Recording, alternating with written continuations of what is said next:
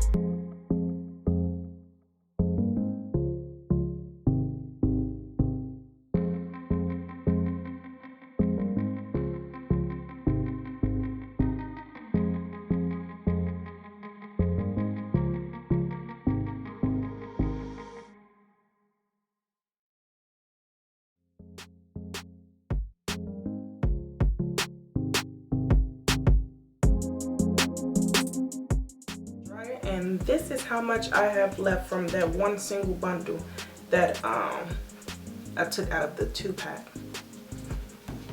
That's how much I have left. And I'm going to show you guys the back.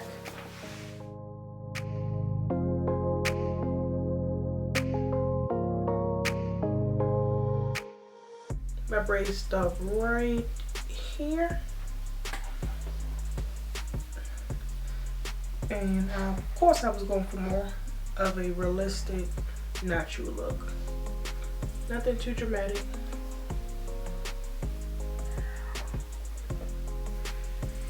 But thank you guys for watching, and I'll catch you guys in the next one.